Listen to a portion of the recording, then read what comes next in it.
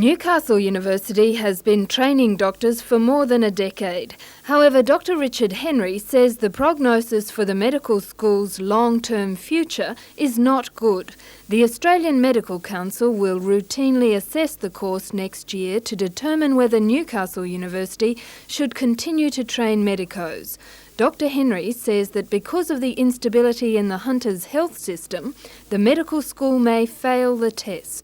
Well, I think they would look at the hospital system and they would be very concerned to see all the disruption that's occurring, all the anger, frustration and complaints from people.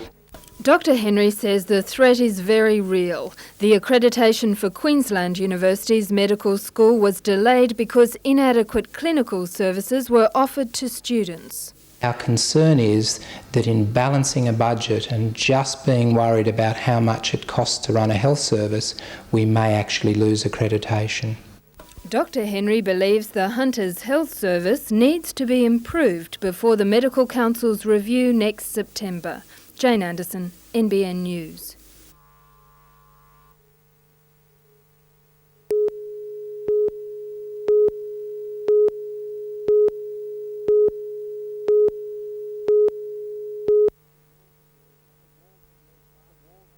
The walls of Les Masters' Swansea flat are adorned with some special memories of his love affair with the sky. As an 18-year-old, Les left Australia to fly Spitfires in the Royal Air Force, protecting London from German air raids. In 1940-41, he shot down 3 of his eventual 12 kills.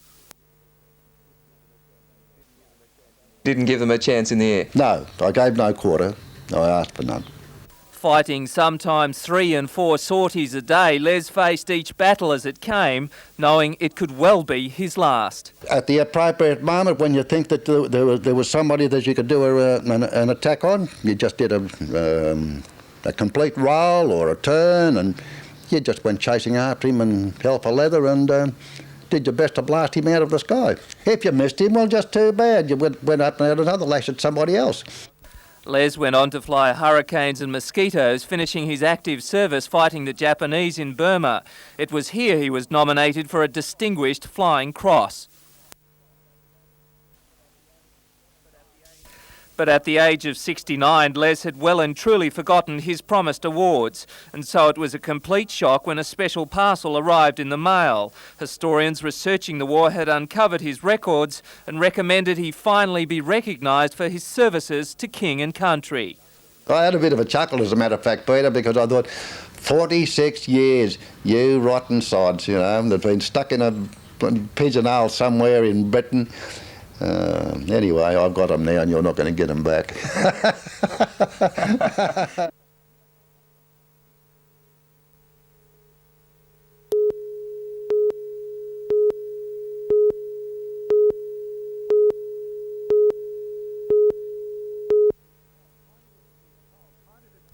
The Kyneton Street Childcare Centre has operated under the shadow of closure for almost 4 months. Lake Macquarie City Council told the centre in June it had to move because its building doesn't meet safety standards. The construction firm McCloy stepped in and offered to move the centre to Julestown. That proposal is still being negotiated with council. But the centre's directors say they've just received the latest and perhaps final blow. The Department of Community Services has revoked the centre's licence and funding, which covers a quarter of its $40,000 annual operating costs. It means that we're going to have trouble continuing on until the end of the year. Mrs Graham says the centre is caught in a catch-22. The department won't renew the licence and funding unless the centre finds new premises. But the council is yet to make a decision on the Julestown proposal. I feel that they haven't worked fast enough. There could have been a decision made probably months ago. For the parents of the 180 children who attend the centre, the service is irreplaceable. Most of us wouldn't know what to do because we've got nowhere else to go. Lake Mayor Doug Carley says council officers are meeting tomorrow to discuss the centre's future, but he believes the department has left council holding the baby. It's their responsibility to provide these facilities, really, and they're taxing this community's resources if they steer the responsibility onto our council.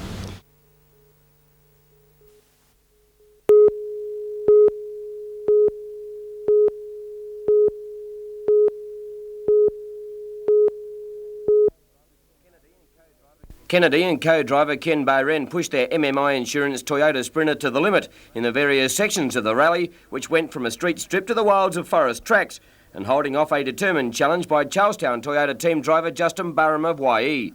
Barham was right in the hunt for the title in the early stages, but he pushed the Sprinter too hard and crashed, forcing a retirement. From that point it became a formality for the Armidale duo, and they sailed home 1 minute 17 seconds in front of local Scott McCloy, with Brian Fisher's Ford Laser Turbo in third spot. As part of the Matara Festival, the annual hill climb was run today in ideal conditions, with 69 starters racing up King Edward Park in 4 rounds. All sorts of vehicles greeted the starter, and John Burrows in a Suzuki flew over the 1,094-metre course in a time of 44.45 seconds to just shade local driver Robert de Urcole in a Formula Ford. It was daylight to the rest of the field in the open class. In the sedans, it was Stephen Lichtenberger just quick enough to beat Phil Limbert in a Fiat V8. Many records were set over the day-long proceedings, with Eddie Spleet brilliant in his VW.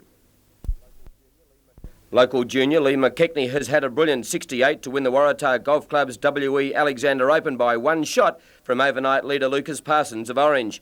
McKechnie's 36-hole total was 140, and Parsons followed yesterday's course record 66 with a 3 over 74 today.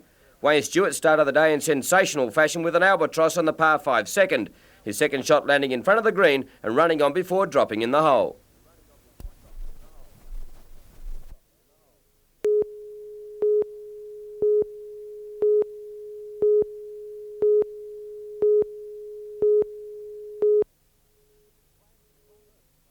The plans to convert the rundown Honeysuckle rail area into a tourist and commercial showpiece for Newcastle are under wraps until Friday. Premier Nick Reiner hopes to secure $90 million under the federal government's Building Better Cities program to invest in Honeysuckle over the next 5 years. But what is planned to be the future life force of Newcastle is now at the centre of state political toing and froing. Opposition leader Bob Carr says Labor is firmly committed to the Honeysuckle project, but his party is also pushing the federal government to use the Building Better Cities funds for a feasibility study into new rail links in the west of Sydney. A spokesman for the Premier says that attitude shows that Labor is concerned only with Sydney and has contempt for the hunter. The Newcastle Chamber of Commerce and Industry is concerned about the political bickering coming only 4 days before the redevelopment's launch.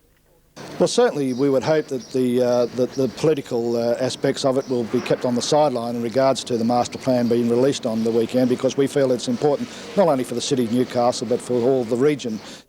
But the Lord Mayor, John McNaughton, says in spite of the wrangle, and whichever party is in power, Honeysuckle will go ahead.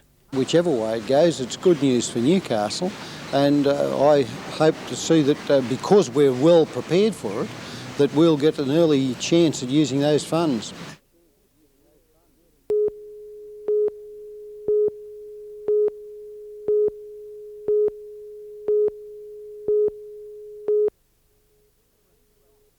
A cleaner at McDonald's was working in the grounds of the East Maitland restaurant just before opening time when he came across the drugs and implements.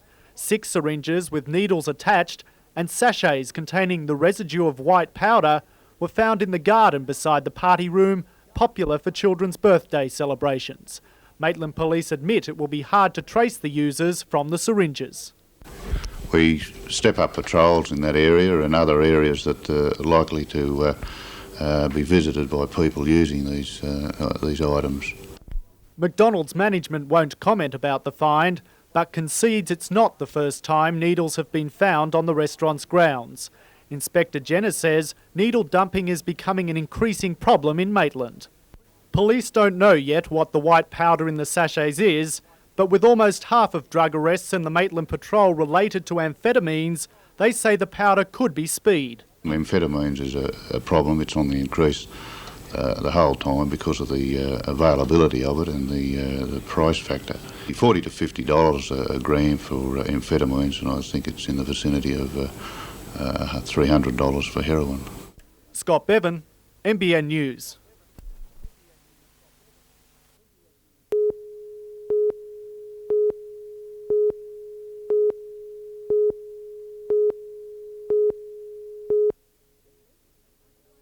These children are quite literally painting all over their school, and they have the blessing of their headmaster to do it. As part of a strategy to brighten up the place, each class is drawing a mural. I think it gives the children an opportunity to express themselves visually through art, but it also gives them an opportunity to see their work, which will be long-lasting. The subjects are varied. The infants painted the 4 seasons, while other classes captured scenes of Newcastle and Ayers Rock.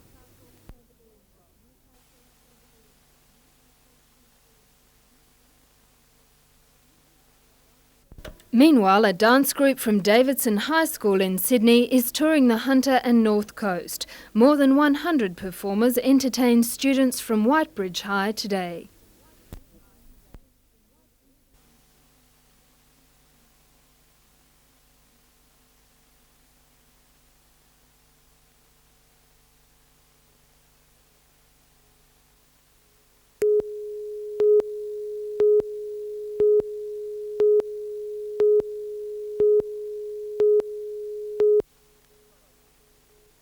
Protesters pitched their tents last night and today were confronted with a barrage of police. The office is ready to make sure the Japanese-bound vessel, the Carissa Star, would be loaded on time.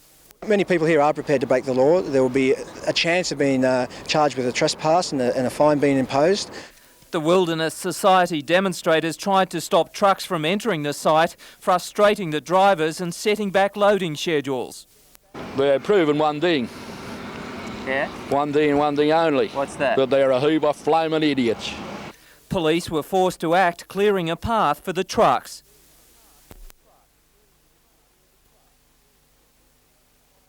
It's estimated 500,000 tonnes of wood chip will be exported from Newcastle this year. The protesters say it's an industry which is destroying the state's forests, killing a resource that takes generations to regrow. But logging supporters say wood chipping is just utilising the forest's waste. What we are doing with this type of operation, and it's not just in Newcastle, it happens in Eden, it happens in many places, is we're utilising that wood which would otherwise be wasted, either rotting on the forest floor or burned at the sawmill. Following a successful campaign in the Chulundi State Forest, the Wilderness Society is calling for an environmental study questioning the impact of the wood chip industry on the New South Wales North Coast. The protesters say they're here till the ship leaves, which is expected to be on Thursday. Meanwhile, a contingent of police and security guards will maintain a 24-hour watch. Peter Ryan, NBN News.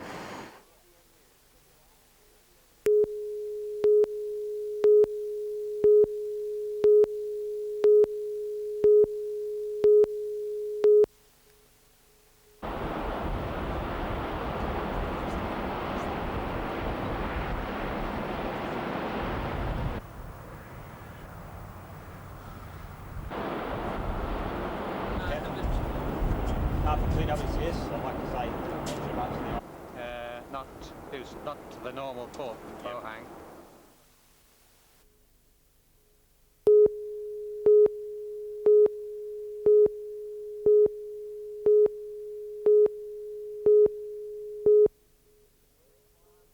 To the west, firemen could do little to stop the blaze. 600 pupils were evacuated from West Wallsend High as the fire ringed the school's boundaries. 50 students needed ambulance treatment for smoke inhalation. Despite the terrifying ordeal, teachers say it could have been much worse. If we hadn't had the support from the teachers and neighbours, we would have lost a $500,000 haul and probably four or five $20,000 portables, and maybe who knows how many lives from kids. Police blocked off Apple Tree Road at Barnsley as 15-metre-high flames raged through bushland. Shocked residents were not allowed to pass despite fears for personal property. Students from Barnsley Public put an emergency plan to work. As the blaze came within 100 metres of the school, they calmly moved to safer ground. It was a great relief for parents who had feared the area was lost to the fire. A team of doctors and nurses from the Hunter Area Health Service are on standby in the Barnsley area. Meanwhile, swirling gale force winds have firefighters guessing where to turn. As the blaze intensifies, the only safe move is retreat.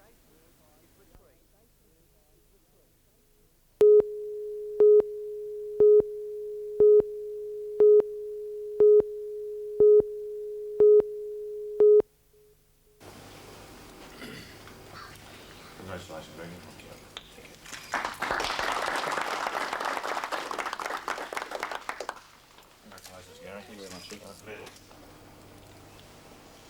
especially not in the police service.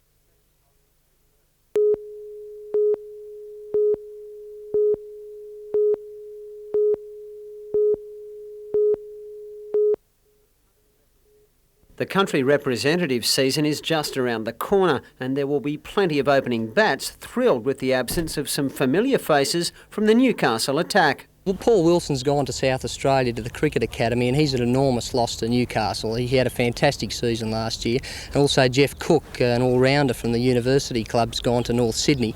He's been graded in North Sydney, first grade for the weekend. So there's a couple of spots up there for grabs with the new ball. To make matters worse, all-rounder Kevin Bray has returned from a season in England carrying a rib injury. He can still wield the willow, but bowling is out for at least 2 games. The pressure is now on youngsters like Lambton's Tony Poore to fill some speedy shoes. He'll no doubt be given an opportunity against some crack opposition in just 10 days' time. It's going to be an excellent opportunity for players in Newcastle to impress against what is virtually a second 11 Sheffield Shield side. That game begins on Monday week and will be played over 3 days. Bruce Mackenzie, NBN News.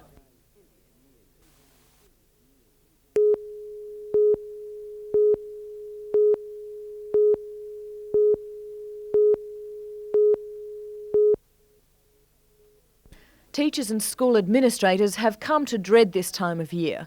Students cutting loose before their final exams have wreaked havoc, with some celebrations bordering on vandalism. But all was calm at Cardiff High today, except for this.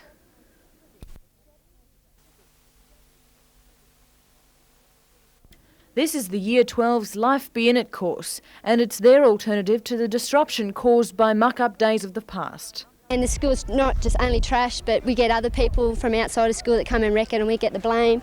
So we thought we'd just do something worthwhile, something a bit of fun. At lunchtime, the rest of the school was allowed to join in. There's no extra until lunchtime, so just come down and grab a partner and go to the obstacle course. What do you think of a day like this? Oh, I think it's better than Year 12s and all that trash in the school. Have you had fun? Oh, yeah. And for the Year 12s, what better way to mark the end of school life and, of course, relieve the pressure of the HSC exams ahead.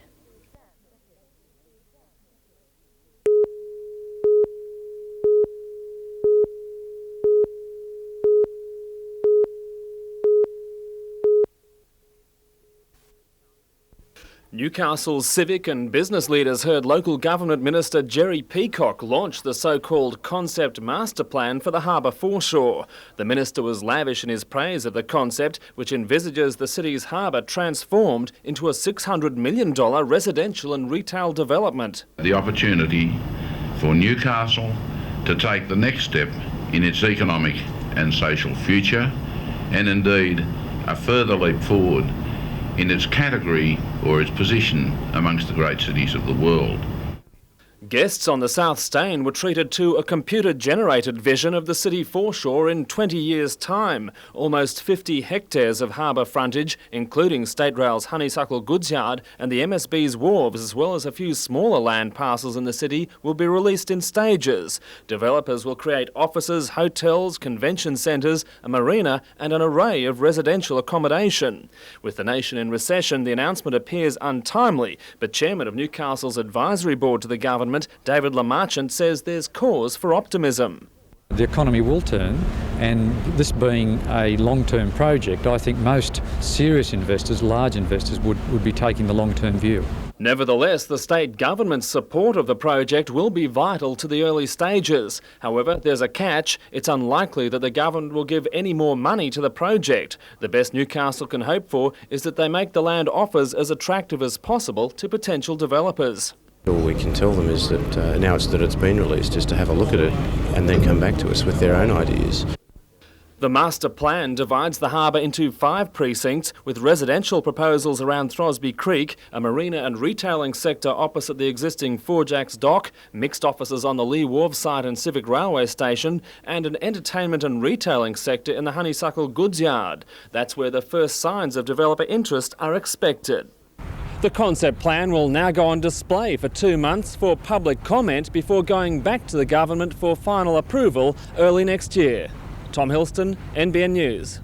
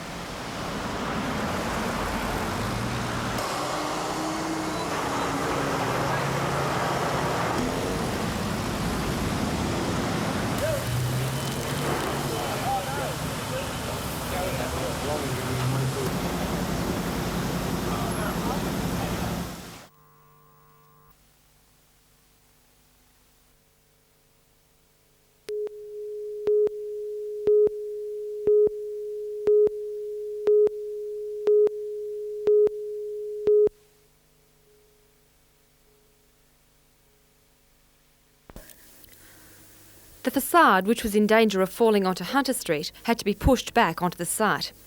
Although building workers are striking today, the danger to the general public was enough to override the industrial action. Preempting possible trouble, the workers were armed with work cover orders. After making the area safe, the work ceased with the crews rejoining the strike. The demolition is part of the civic redevelopment program being undertaken by the Newcastle City Council. Some of the steel from the building is believed to be left over from the Sydney Harbour Bridge construction, and along with timber and other materials will be recycled and used in future projects.